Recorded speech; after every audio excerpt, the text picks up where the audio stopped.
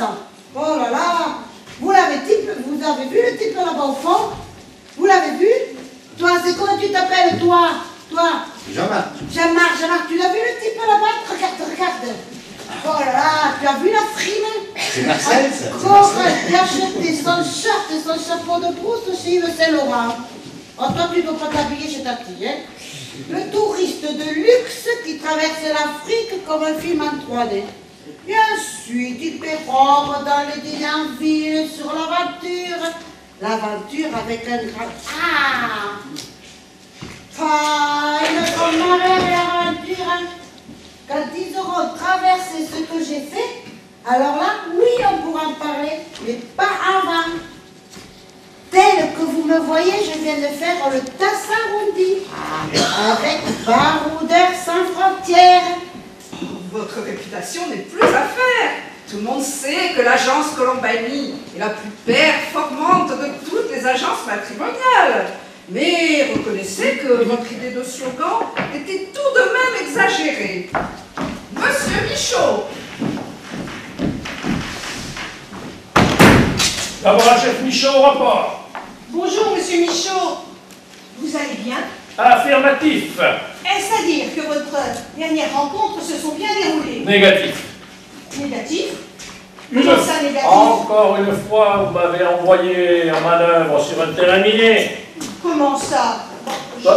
Sur un terrain miné, que je vous dis. Vous m'avez parachuté une intello.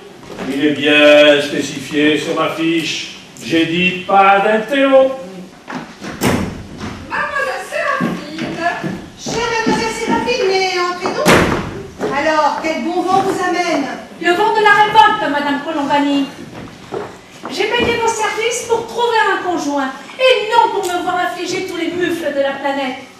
Mademoiselle Séraphine, je ne vous comprends pas. Expliquez-vous. Je parle du dernier satire que vous avez eu l'audace de me présenter. Je ne vous félicite pas pour votre perspicacité.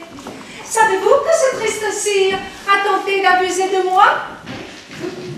Bonjour mes chéris. Bonjour mes amours. Je suis si contente de vous revoir. Et toi, belle gosse, toujours célibataire? Madame Cloqui, dites-nous plutôt comment s'est passée l'entrevue avec le monsieur que je vous ai présenté avant-hier. L'entrevue, c'est bien le mot.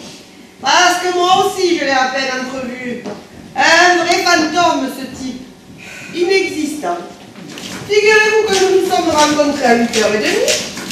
À 11h, il dormait. Mademoiselle Séraphine!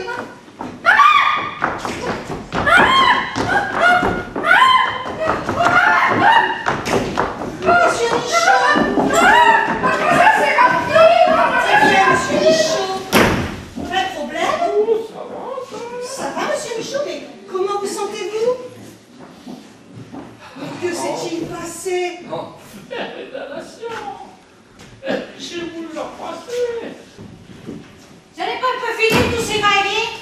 Comment voulez-vous que je nettoie si tout le monde y va en glissant la même tête? Ne vous inquiétez pas, Mercedes. À partir de maintenant, vous allez être tranquille.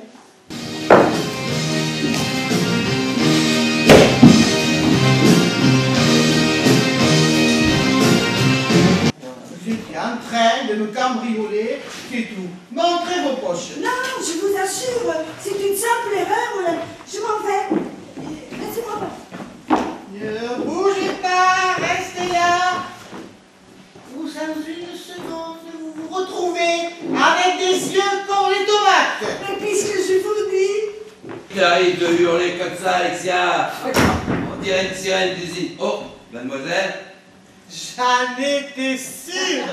Naturellement, tu ne la connais pas, cette pouffe. Non, je ne connais pas cette...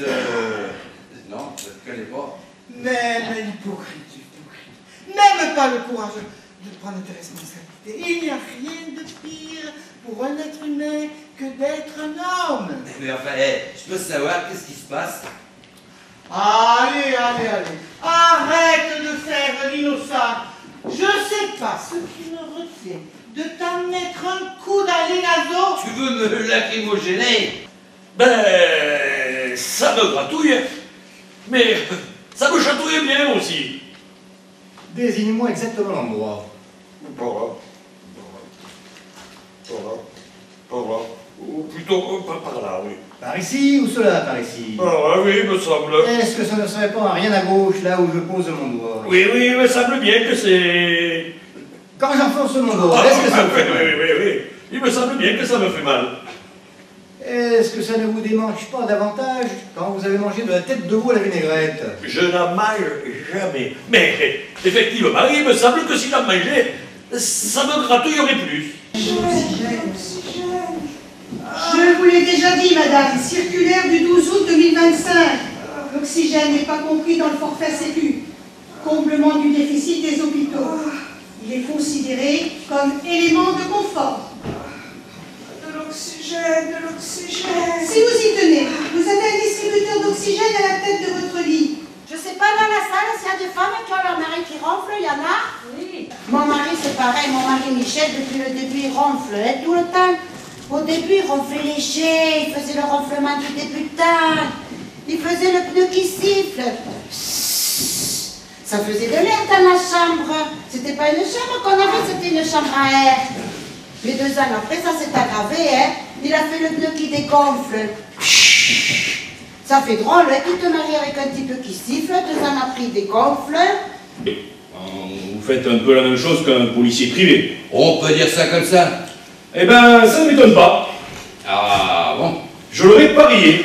Dès que je vous ai vu rentrer, monsieur, j'ai tout de suite vu en vous un collègue intelligent. Voyez-vous, moi aussi je suis policier privé, entre guillemets, détective privé exactement. Ah bien, très honoré, je n'y attendais pas.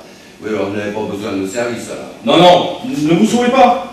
Je suis heureux de rencontrer un honnête homme avec qui je peux confondre mes points de vue. On va essayer de le mettre debout. Allez. Oh, mon Dieu, il est lourd. Il a dû en ingurgiter un fût. Qui c'est qui fait les abonnés? On va le laisser sur la chaise. On va lui donner un verre de d'eau. Je vais vous expliquer, madame. Nous sommes sur les traces d'un lascar qui se fait passer pour...